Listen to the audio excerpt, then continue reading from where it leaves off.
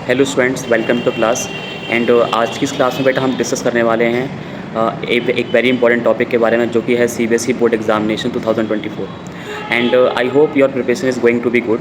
And मुझे आज discuss करना है कि कैसे जो बचा हुआ टाइम है उसमें हम टाइम टेबल को मैनेज करेंगे, कैसे हम एग्ज़ाम के लिए तैयारी करेंगे। तो सबसे पहले आज हम बात करने वाले हैं अपने केमिस्ट्री सिलेबस के लिए कि केमिस्ट्री का सिलेबस क्या है और कैसे उसे प्रिपेयर करना है। तो आज का जो टॉपिक है वो है strategy for the board exams, right. तो किस तरह से स्ट्रेटजी सेट होगी बोर्ड एग्जाम्स के लिए वो हम बात करेंगे। तो आज सबसे पहले जैसे कि आपको पता है कि सिलेबस के बारे में बात करेंगे। सॉल्यूशन, फर्स्ट चैप्टर सॉल्यूशन है, उसके लिए 7 मार्क्स आपको असाइन है बोर्ड एग्जाम के लिए। Then electrochemistry for the 9 marks, chemical kinetics for the 7 marks, D and F block elements for the 7 marks, coordination compound 7 marks, halo alkane and halo arene 6 marks, alcohol, phenol and ether for the 6 marks, aldehyde ketones and the carboxylic for the 8 marks and amines से the 6 marks। तो आपने देखा कि यहाँ पे सबसे important जो chapter जो बन जाता है हमारे एग्जामिनेशन के लिए वो है इलेक्ट्रोकेमिस्ट्री। तो इलेक्ट्रोकेमिस्ट्री के लिए मैं चाहूँगा कि आप सबसे अच्छे से तैयारी करें। जैसे कि इलेक्ट्रोकेमिस्ट्री में सबसे पहले आपको क्या करना है कि एक पेपर लेने के बाद उसमें जितने भी इंपॉर्टेंट फार्मूलेज़ हैं उन सारे फार्मूलेज़ को लिखो। एंड लिखने के बाद हर एक फॉर्मूले पे वर्क करो वहाँ पे कि जैसे कि कोई भी फॉर्म, जैसे कि हमारा जो एक टॉपिक वहाँ पे आता है डेरियल सेल आता है, तो डेरियल सेल से रिलेटेड न्यूमेरिकल नहीं है बट सेल रिप्रेजेंटेशन उसका जो डेरिवेशन जो आता है उससे रिलेटेड।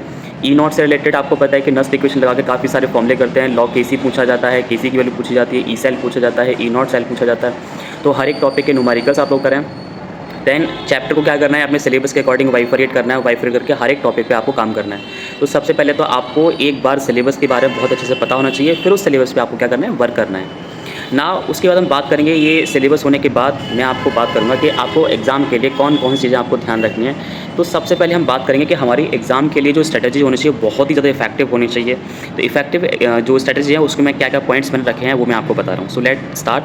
सबसे पहले आपको ध्यान रखना है कि जो पहला पॉइंट जो स्ट्रेटजी का आज का है वो है डिटरमाइन योर प्रिपरेशन। यानी कि आपको ये पता करना है कि आपकी प्रिपरेशन किस लेवल पर है और क्या आप प्रिपरेशन कर रहे हैं, मतलब कहाँ तक आपको एग्ज़ाम के लिए प्रिपेयर है। तो check your preparation status, analyze where are you. आपको सबसे पहले क्या करना है, अपनी प्रिपरेशन को चेक करना है कि आप कहाँ पे स्टैंड कर रहे हो। और वो कैसे पता पड़ेगा, उसके लिए आपको क्या करना पड़ेगा। अगर आपको सपोज दैट केमिस्ट्री में आपको पता करना है कि आपकी जो प्रिपरेशन है वो कहाँ तक हो चुकी है, उसके लिए आपको क्या करना होगा, एक सैम्पल पेपर लेना है और उस सैम्पल पेपर को आपको 2 से 2.5 आवर में सॉल्व करना है। एंड सॉल्व करने के बाद फिर आंसर किसी उसे मैच करना है। मैच करने के बाद आपको एनालिसिस हो जाएगा कि आपके कितने मार्क्स आ रहे हैं, जिससे कि आपको ये मालूम हो जाएगा कि आपकी प्रिपरेशन किस लेवल तक है और कहाँ तक आप प्रिपरेशन कर चुके हैं। ठीक है।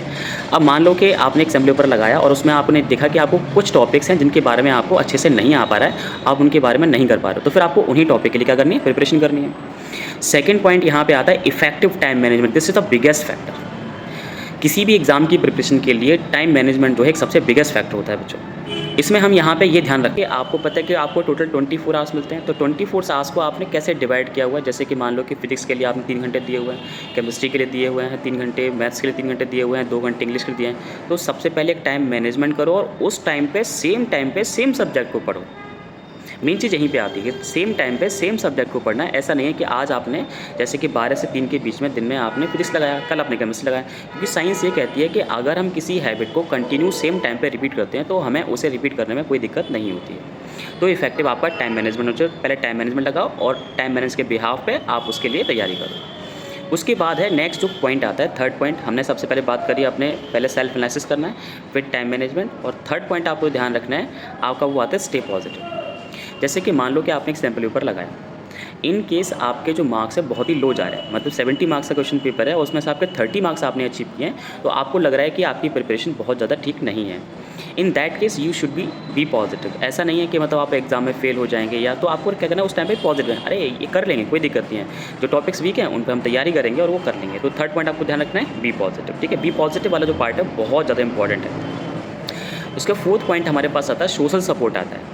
सोशल सपोर्ट सिस्टम में क्या है कि इसमें सबसे ज़्यादा भागीदारी जो रोल, मतलब मेन रोल जो प्ले करते हैं वो आपके पेरेंट्स और आपकी फैमिली करती है। मान लो कि आप कोई टॉपिक तैयार कर रहे हैं और आपको कोई सब्जेक्ट में दिक्कत आ रही है, प्रिपरेशन नहीं अच्छे से कर पा रहे हैं, तो उसमें आपकी फैमिली आपको सपोर्टिव होनी चाहिए। मान लो फैमिली कोई पढ़ा लिखा है, जैसे बड़े भाई हैं, बड़ी बहन है, और इन सपोर्टिव सिस्टम में आपके टीचर्स भी आते हैं, आपके फ्रेंड्स भी आते हैं। मान लो किसी टॉपिक से रिलेटेड अगर आपको प्रॉब्लम हो रही है और आपको लग रहा है कि पर्टिकुलर पर्सन आपको उसमें हेल्प कर सकता है, वो एक टीचर भी हो सकता है, वो आपके पेरेंट्स भी हो सकते हैं, वो आपके एल्डर्स भी हो सकते हैं, वो आपका फ्रेंड्स भी हो सकता है, तो आप उनसे जा कर के सपोर्ट लें ताकि आपको उस टॉपिक को समझने में हेल्प मिले। ठीक है।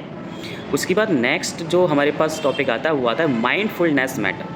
इसमें हम बात करेंगे कि इन द माइंडसेट में सबसे पहले आपको ये पता करना है कि आपकी जो प्रिपरेशन है वो किस लेवल की चल रही है, आपको कहाँ तक प्रिपरेशन और करनी है, आपको आपने क्या टारगेट सेट किया हुआ है एग्ज़ाम के लिए, और वहाँ तक आपका जो माइंड सेट है, जो आप जैसे कि मान लो कि आपने सेट किया हो कि मुझे आपको 95% मार्क्स लेके आने हैं, तो आपका वो एक माइंड सेट क्लियर होना चाहिए कि मुझे 95% लाने के लिए मुझे कितना ज़्यादा पर सब्जेक्ट आपको मेहनत करनी होगी। तो एक माइंड में एक आइडिया सेट होना चाहिए कि हमें इतना लाना है, इतने के लिए इतना हमारा अपर है और इतने के लिए और प्रिपरेशन करनी है। उसके बाद यहाँ पे आपको नेक्स्ट आपको ध्यान रखना है स्ट्रेटजी के लिए, जैसे कि जो प्रिपरेशन जब करते हो तो आपको पता नहीं होता है कि प्रिपरेशन के लिए हमें करना क्या है, वो आपको ध्यान रखना है। देखो, सबसे पहले प्रिपरेशन करने का जो मेरा जो मानना है वो ये है कि आप पास्ट पेपर जो होते हैं, इन्हें आप सैम्पल पेपर भी कहते हो, प्रीवियस एग्जाम पेपर भी कहते हो, आपको उनको लगाना है। देखो, पढ़ने का टाइम तो अब है नहीं बिल्कुल। आप ये सोचो कि मैं एक पर्टिकुलर सब्जेक्ट को लेकर के एनसीईआरटी बुक निकाल के या कोई एक नोट्स निकाल के मैं पढ़ना शुरू करूँ, तो पढ़ने का टाइम तो हमारे पास है नहीं। पढ़ने का टाइम तो सारा जा चुका है। तो आपको क्या करना है कि सिर्फ सैम्पल पेपर लगाने, सैम्पल पेपर लगा करके जिससे क्या होगा, आपको एक्सपीरियंस मिलेगा कि इस चैप्टर से इस तरह के क्वेश्चंस की आसिंग की जाती है, एंड मैं उन क्वेश्चन को कर पा रहा हूँ या नहीं कर पा रहा हूँ, तो वो सारे का आइडिया वहाँ से आपको मिल जाएगा। गेट एनफ स्लीपिंग, देखो ये भी एक फैक्टर यहाँ पे आ जाता है कि आपको एक प्रॉपर भरपूर एक नींद लेनी है। जैसे क्योंकि अगर आप थोड़ा सा कम सोते हो तो क्या होता है कि स्ट्रेस आ जाता है। जैसे कि मान लो कि आप लेट नाइट 1 और 2 PM पढ़े, एंड अर्ली मॉर्निंग उठने के बाद आपने फिर से वही स्टडी अपनी स्टार्ट कर दी, तो क्या होगा, दिन में आपको लेजीनेस आएगी, और लेजीनेस से क्या होगा कि जो स्टडी आप कर रहे होंगे वो इफेक्टिव नहीं हो पाएगी।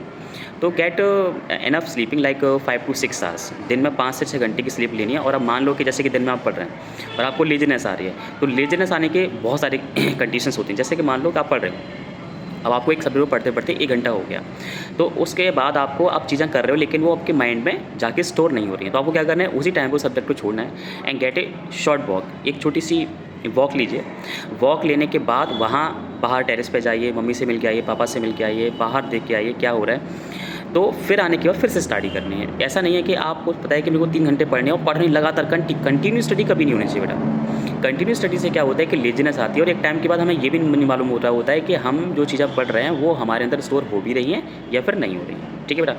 तो जब भी आपको लगे कि स्ट्रेस है, लेजीनेस आ रही है, तो या एक काम करो, आप टेबल पे ही हेड डाउन करके थोड़ा सा, अगर आपको लग रहा है कि आपको नींद आ रही है, तो हेड डाउन करके 5 से 10 मिनट का आप थोड़ा सा रेस्ट ले सकते हैं। तो ये भी चीज़ कर सकते हैं, या बाहर एक शॉर्ट ब्रेक ले सकते हैं। तो कंटिन्यू आपको स्टडी कभी नहीं करनी, ये ध्यान रखें। ठीक है।